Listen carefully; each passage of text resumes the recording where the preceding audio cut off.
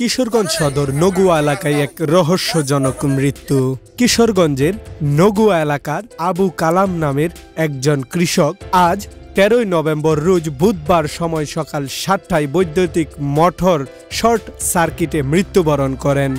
জানা যায় নিহত আবু কালাম তার নিজ গৃহ থেকে সকাল ৭টায় বের হয় এবং তার বৈদ্যুতিক মোটর দিয়ে জমি থেকে পানি তোলার সময় মোটরটি নষ্ট হলে তা পর্যবেক্ষণ করতে জমিতে নামে। সে সময় মোটরের বৈদ্যুতিক তার কাটা থাকে এবং তিনি সেখানে শর্ট সার্কিট হয়ে মৃত্যুবরণ করেন।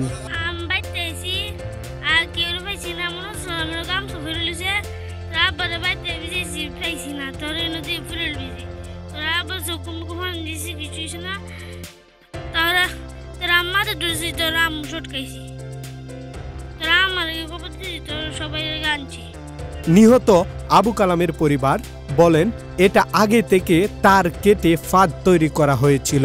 ছোট মানুষ আমার আব্বার কি হয়েছে দেহি তুললে উঠেনি, মাথা ঘুরে তো পারে তখন তারা গেবে ধরতে তারা কারেন্টে বাড়ি মেরে ফালাই দিচ্ছে। তারপরে স্যার আবার বাড়ি ধরে গেল কান্তা থাকো আব্বার কি হয়েছে তুমি তাড়াতাড়ি যাও মারে। আমরা জানি না যে এটা কাছে পানি তলে তৈরি দিছে, আমরা এটি আগে জানছি না।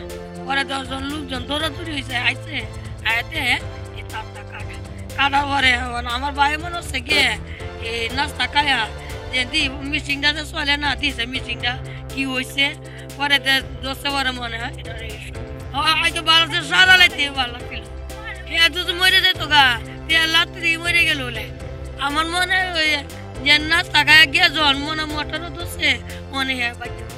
নিহতদের পরিবার এটার সুষ্ঠু তদন্ত ও বিচারের দাবি জানায়। নিহত আবু কালাম কিশোরগঞ্জ সদর নগুয়া এলাকার বাসিন্দা আলী মাহমুদের পুত্র।